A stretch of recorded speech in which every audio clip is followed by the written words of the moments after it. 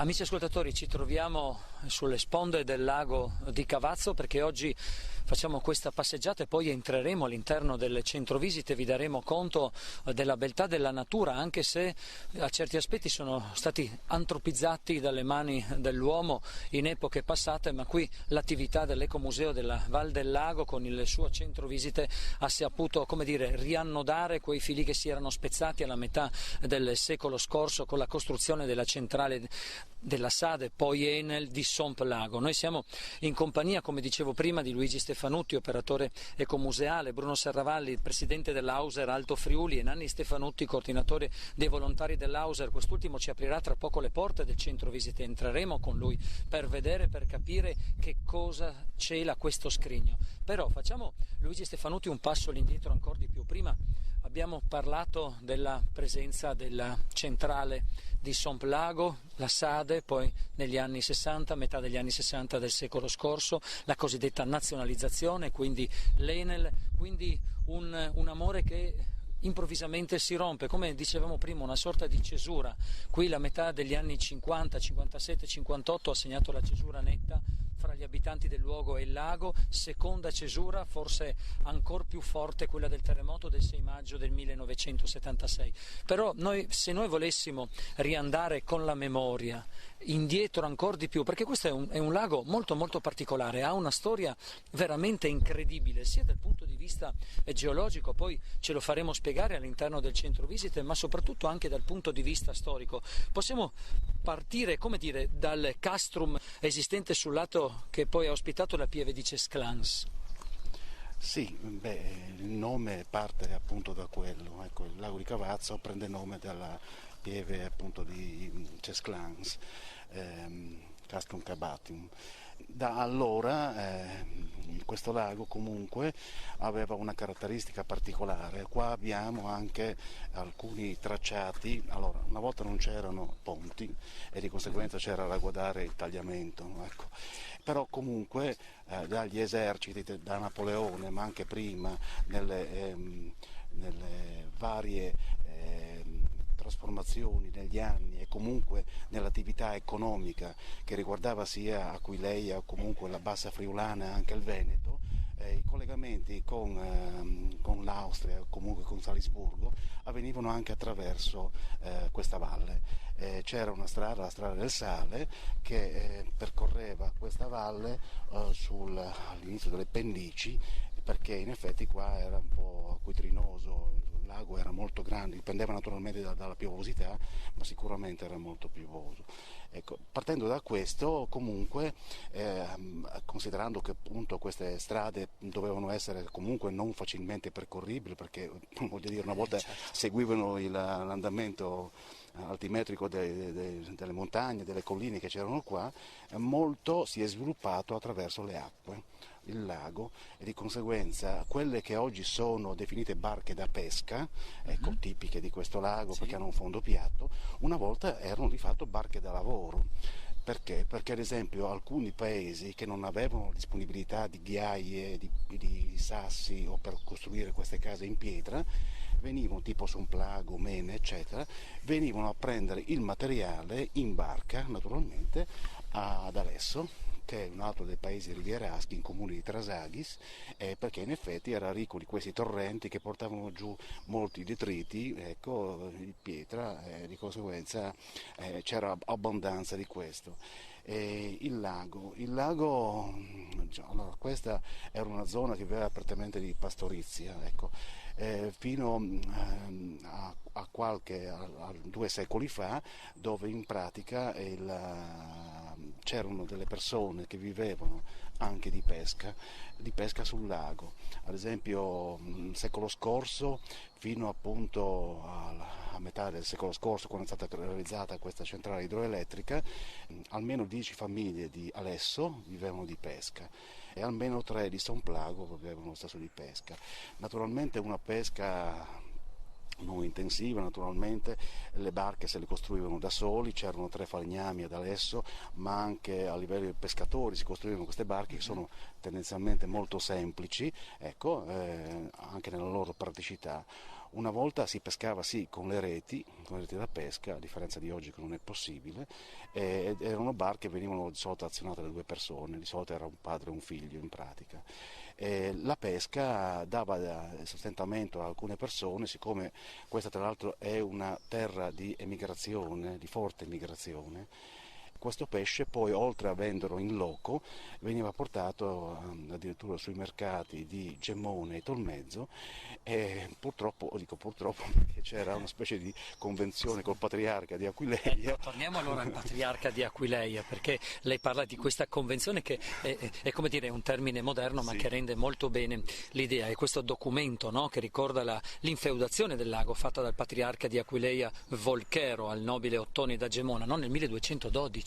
C'era questa postilla molto, molto curiosa che ho tratto da alcune pubblicazioni che parlano proprio della storia del lago, perché come dicevo prima questo è un lago pregno e carico di storia, al di là della sua bellezza dal punto di vista naturale, nonostante la presenza di alcune strutture, infrastrutture come l'autostrada e la centrale elettrica di Somplago. Dicevo di questo documento che ricorda l'infeudazione del lago fatta dal patriarca di Aquileia Volchero al nobile Ottone da Gemona nel 1212, alla condizione che le mense patriarcali venissero imbandite col pesce pescato nel lago stesso. E poi ci sono ancora altri documenti, però di epoca medievale, che segnalano la proprietà del lago ora ai signori di Gemona, ora ai Savorniani. Insomma, questa è una parentesi, come dire, di storia che abbiamo voluto aprire. Qui chiudiamo perché l'intento dell'appuntamento di oggi è sì conoscere anche la storia del luogo dove ci troviamo, ma soprattutto descriverlo anche dal punto di vista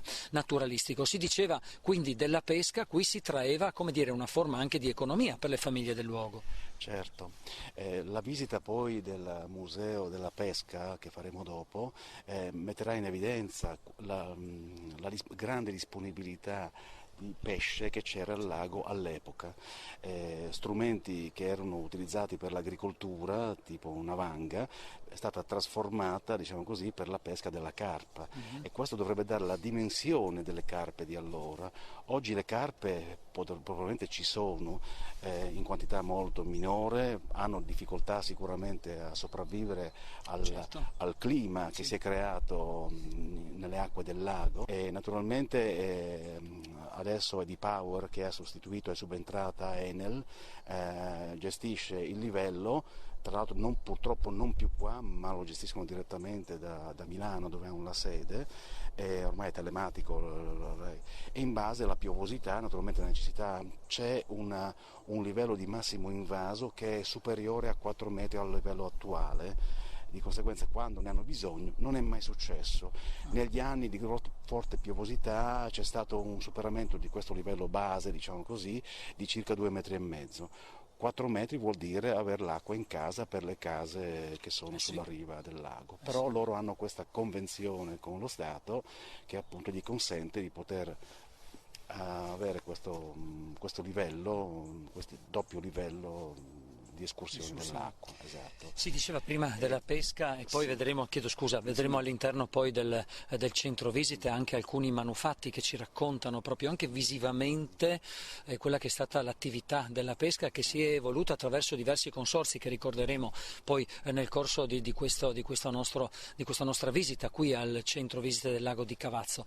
Noi vediamo una natura lussureggiante, ovviamente il mese estivo ricopre completamente anche la visione di quello che può essere il perimetro del lago. È bello venire qui nel tardo autunno e nella stagione invernale, perché qui si sta bene anche dal punto di vista della temperatura, si può fare una splendida passeggiata, si può fare tutto il perimetro a piedi del parco, stando attento ovviamente dall'altra sponda, la vediamo, c'è una strada asfaltata, quindi si deve prestare attenzione, però veramente qui si può venire in tutta tranquillità con le famiglie, passare una domenica, una giornata di festa e conoscere anche un aspetto diverso della biodiversità della nostra regione. Ci sono però, come dire, aspetti vegetazionali diversi, perché quando parliamo d'acqua parliamo anche di invaso lacustre, quindi parliamo di canneto. Una zona prima del 57, l'unica zona che aveva una tipologia di canneto o comunque di questo tipo era la zona di Somplago. Ecco. E invece dopo la realizzazione della centrale idroelettrica il Canneto si è spostato proprio a sud, sulla riva verso Alesso. Negli anni 90, tra le attività che le ricordavo prima, messe in opera dalla comunità montana, c'è stato appunto anche la creazione di uno stagno ecologico all'interno del Canneto e anche l'eliminazione di un piccolo canneto che era maledorante perché era proprio davanti alle case, insomma, ecco. E il canneto naturalmente con il deposito solido che avviene attraverso lo scarico di queste acque che arrivano dalla Carnia, dopo aver fatto 40 km in tubazioni, naturalmente fa sì che il canneto avanzi un po' ogni anno. Io non so dirvi di preciso le misurazioni, anche perché può variare nel tempo, comunque di sicuro è che avanza, ecco, quello sì. Avanza non solo il canneto, purtroppo anche il fondale, il fango che si deposita, una volta di fatto questo, da lago temperato si è trasformato in un bacino di decantazione, scusate. E di fatto appunto le sorgive che prima, questo era un lago che veniva alimentato dal Rio Dakota, da questo da Rio Pale Costa e dal Rio Schiasazze a Somplago, ma soprattutto dalle risorgive che venivano da sotto appunto, quelle ormai presumo che siano coperte, ecco, non si ha la certezza, anche perché le acque del lago, così completiamo l'analisi delle acque, che sì, oltre più fredde, perché la temperatura media ormai è sia in estate che inverno dai 13 ai 15 gradi, è molto fresca, è molto pericolosa per certi aspetti, ma c'è anche la torbidità dell'acqua oltre la corrente che in certi punti raggiunge, infatti ci sono degli sbarramenti in cui uno non può andare, ecco. Naturalmente le temperature non è stata solo la temperatura dell'acqua, questo ce lo testimoniano le persone, pescatori e non, che hanno subito naturalmente la mancanza della loro fonte principale, cioè il pesce.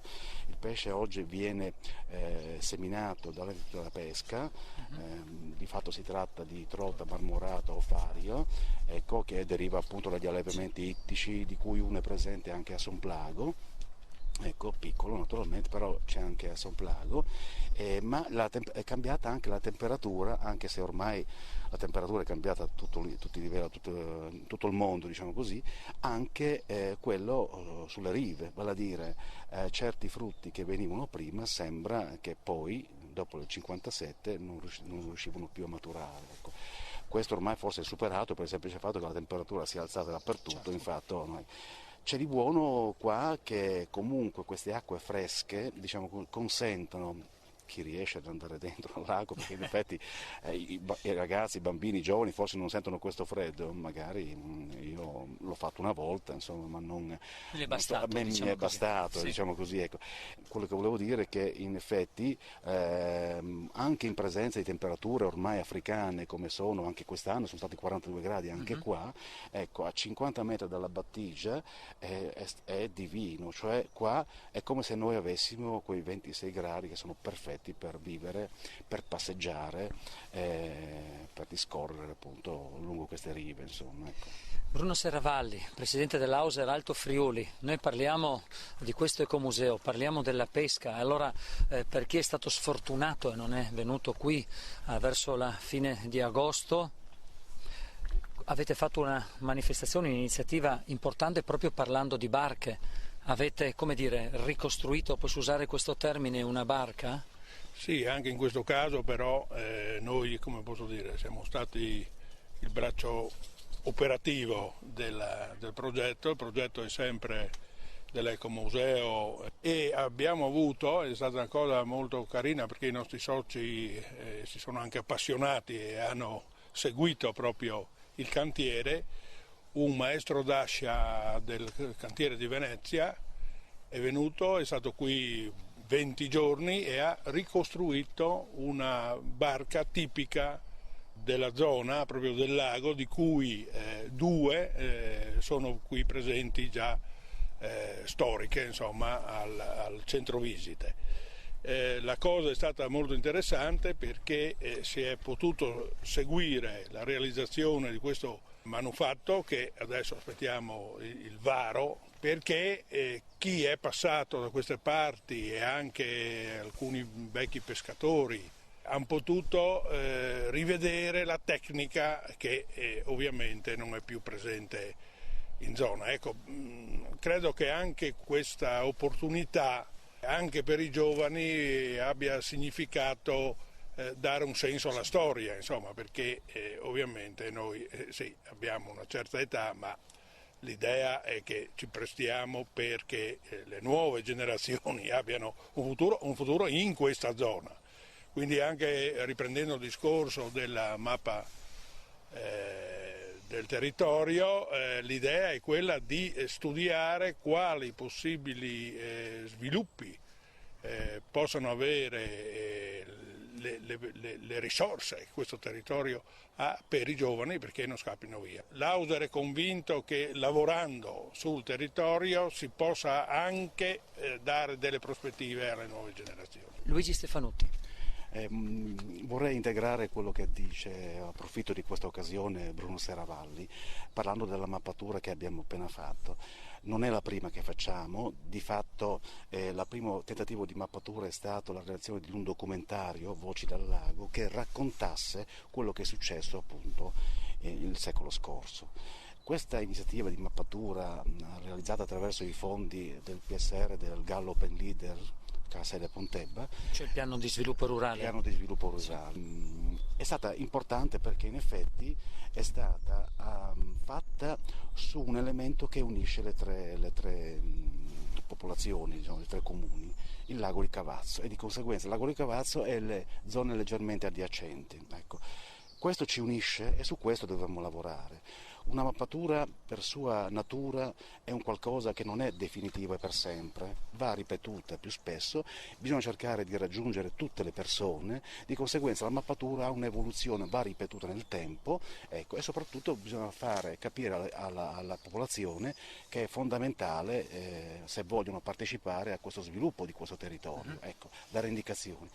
Le volevo parlare un momentino in breve dei risultati di questa mappatura. Certo. Nonostante diciamo così, con queste iniziative, che è stata un'escursione naturalistica, un workshop a forma di charrette che è stato realizzato nel centro visite qua, e anche altre iniziative, incontri, video interviste eccetera, EMER di conseguenza, riuscendo a raccogliere tra le persone non più di 150 persone che hanno dato indicazioni, perché era volontaria l'adesione a questa iniziativa, e tra l'altro 150 persone di cui per 2/3 estranei a questa zona, cioè che venivano qua come visitatori, amanti, che conoscevano naturalmente la zona. Questo tipo di mappatura, che era mirata non tanto a ricostruire, fotografare il territorio, l'ambiente, bensì era progettata per l'oggi e soprattutto per il futuro, perché alle persone che hanno partecipato a questa iniziativa è stato chiesto, oltre ai propri ricordi dei luoghi eccetera, quello che vedono oggi bene, quello che vedono male, ma soprattutto come vorrebbero vedere fra 20 anni questa zona, cioè un progetto di futuro. Ebbene, lo straordinario dei risultati di questa mini indagini, diciamo così, è stata che in fondo le persone hanno più sale in zucca rispetto a tanti soloni. È emersa una cosa difficile da pensare quando si interagisce con un gruppo, anche se non numeroso, però in effetti c'è un senso di saggezza, di capacità di analizzare. Naturalmente abbiamo scoperto che l'ipotesi di sviluppo di questo lago nasce da un tipo di turismo ecologico, ecoturismo viene chiamato oggi, no? Cioè un turismo sostenibile, ecco, che ha la possibilità di crescere attraverso l'interazione con gli abitanti, dove sia in fase di proposta che di realizzazione di attività possano, diciamo così, integrare la loro misera, diciamo così, economia. Qua la gente viene qua anche per parlarsi, forse a volte non si accorgono nemmeno del paesaggio, oppure sono tranquilli perché sono in un posto tranquillo, sicuro, e riescono finalmente a parlare tra di loro. Le relazioni sono fondamentali. Le racconto questo aneddoto e poi finisco. Quando c'è stato appunto il workshop, la charrette, 2 giorni consecutivi, full immersion, ecco, molte persone, diciamo così, non si sono fermate perché in effetti avevano dei discorsi in piedi tra di loro, di conseguenza sì dopo, poi naturalmente il percorso è lungo, forse noi abbiamo anche finito prima, eccetera. Questo per dire che in effetti questo è un luogo che consente questo contatto con la natura ed è l'unico contatto che si ha per stare a se stessi in qualche maniera, oltre ai propri affetti naturalmente.